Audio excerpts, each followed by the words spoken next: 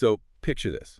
Um, you are having your absolute best revenue month in May. Ah, the dream scenario. Right. I mean, your crews are working overtime. The trucks are constantly out on the road. You can probably barely keep up with the estimates at that point. Exactly. You're feeling great. Uh-huh. But then, you flip the page to June's calendar and you just see this completely blank space. Yeah, just absolute silence. Right. And that feast or famine whiplash, honestly, it kills more contracting businesses than bad reviews ever will. Oh, 100%. Because it creates this baseline level of panic. You end up relying heavily on word of mouth referrals, which, don't get me wrong, they are fantastic when they happen. But totally unpredictable. Exactly. Completely unpredictable. Or, you just throw money at Google Ads in a total panic. Yeah, and then you bring in a flood of really low quality leads. Right. And then you find yourself constantly losing bids to cheaper competitors just to keep your guys working. We've been seeing this exact scenario a lot lately with the contractors and design-focused businesses we work with. Yeah, it's everywhere right now. There is this deep frustration where, some days the phone rings and some days it simply doesn't. Right. So today we're doing a deep dive into our internal strategy discussions here at Atrium. We really want to step back from the day-to-day tactical weeds, I guess. Yeah, pull the lens back a bit. Exactly. To show you how we approach this problem as a growth partner. Because the mission today is to break down how to stop chasing random leads and really start getting consistently better projects. And to get to that consistency, we kind of have to look at the immediate knee-jerk reaction that most business owners have the second the phones go quiet. Oh, yeah. We talk about this internally all the time. We really do. Like our teammate Diego brings this up constantly when we are reviewing client campaigns. Oh, the light switch thing? Yes. It is this pervasive tendency to treat advertising like a literal light switch. Yeah. And a logic seems straightforward enough, right? Yeah. Leads slow down so you flick the switch and turn the ads on. Right. You need work, so you buy ads. Exactly. But then the busy season hits, you suddenly have too much work and, not enough crew. So you flick the switch and turn the ads off. Right. You have a problem, you apply a fix. The problem goes away, you remove the fix. It makes sense on paper. But the collateral damage of that approach is just massive. It really is. Because when you treat your marketing like a light switch, the immediate fallout is chaotic scheduling and just totally unstable revenue. You can never forecast your cash flow for the quarter because your pipeline is artificially choked off every time you get even a little bit busy. Wait, hold on, though. Let me play devil's advocate here. Okay, go for it. If I am a contractor, right, and my cash flow is tight, why wouldn't I turn my ads off when I'm completely booked up? Right. Like, why pay for marketing when I literally cannot take on another job this month? Yeah. That just feels like smart defensive budgeting to me. Yeah. Well, the flaw in that thinking is treating advertising as an emergency expense rather than an engine. Okay, an engine. Yeah.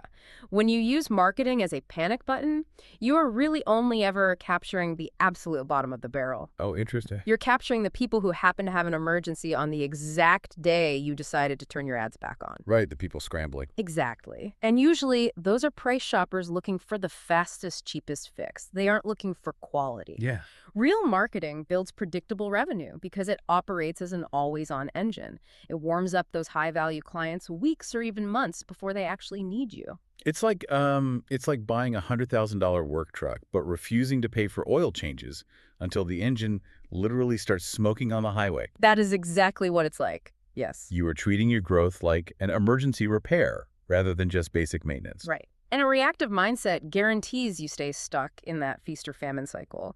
You just cannot build a stable business on a foundation of panic. Yeah, that makes a lot of sense. And I think the reason that light switch method fails so spectacularly is because it treats all advertising as if it does the exact same thing. Oh, yeah.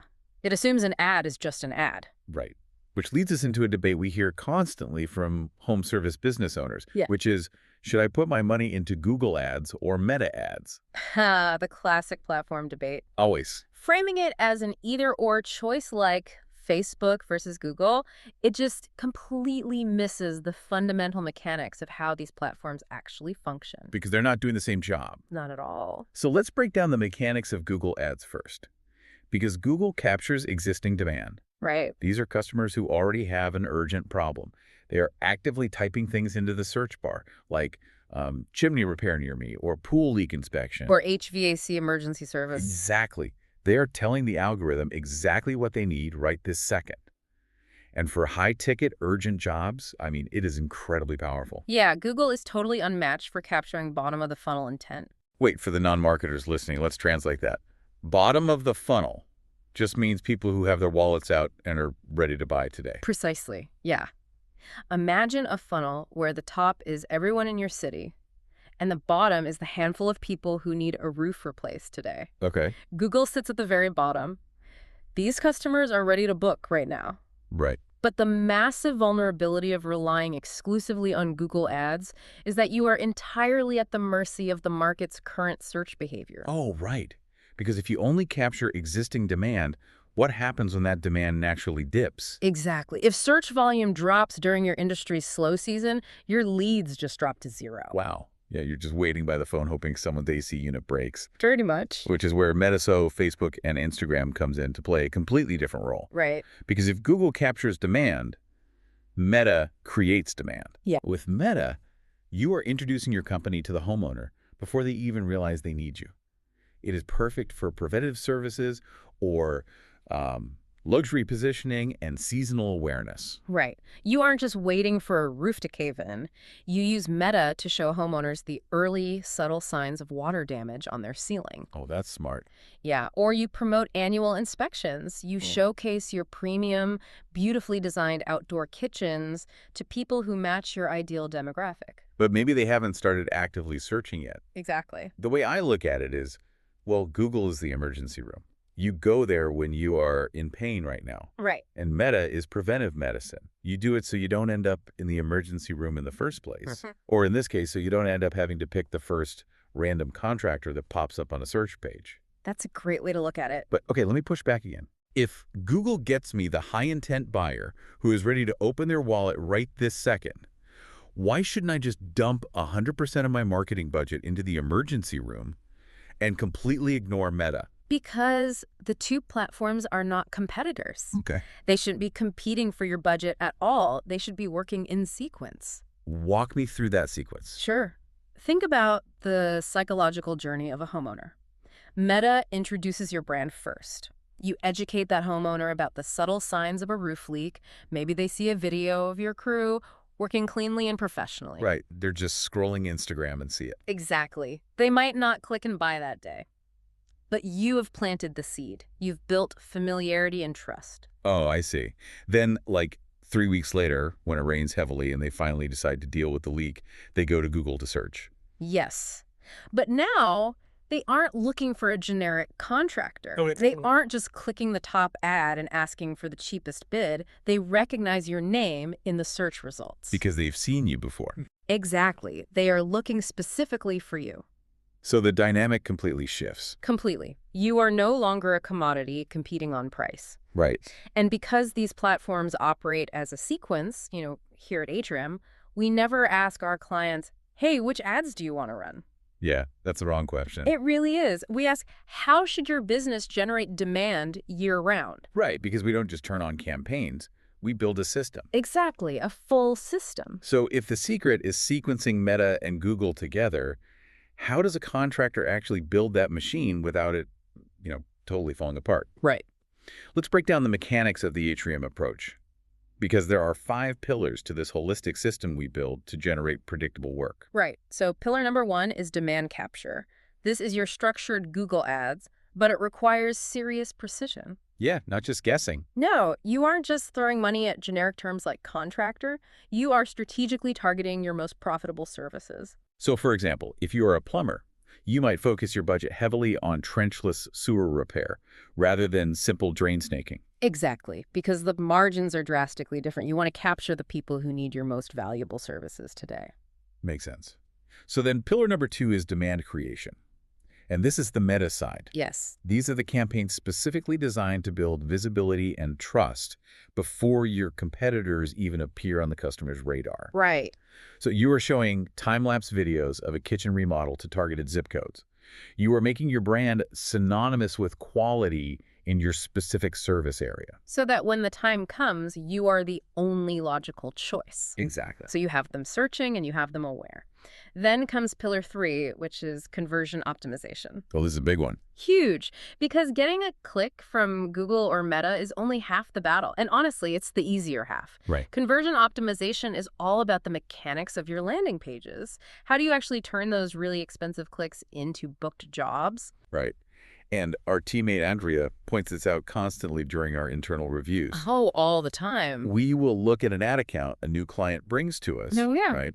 And the ad campaigns themselves might be perfectly fine. Good targeting, decent budget. But they are failing completely because the landing page is an absolute mess. Yes, a homeowner clicks a specific ad for emergency roof repair, and they are sent to the company's generic homepage. Right. There are 15 different navigation links.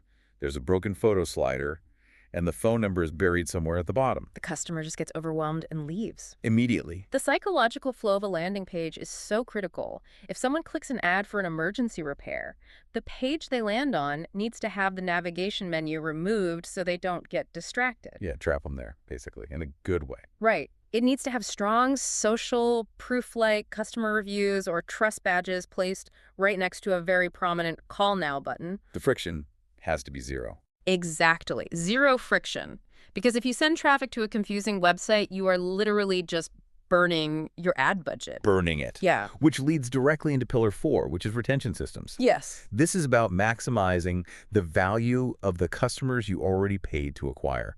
We're talking about the mechanics of seasonal reactivation. Right, because most contractors finish a job and never speak to the customer again. It's crazy. It is. A retention system automates that follow-up. So what does that look like in practice? Well, if you're an HVAC contractor, this means setting up an automated email sequence that sends a friendly, value-driven reminder in October, offering a pre-winter furnace tune-up to past customers. Oh, nice. So it doesn't feel spammy. Not at all. It feels like helpful customer service, Hmm? and it generates work from people who already trust you, which means your acquisition cost for that job is practically zero.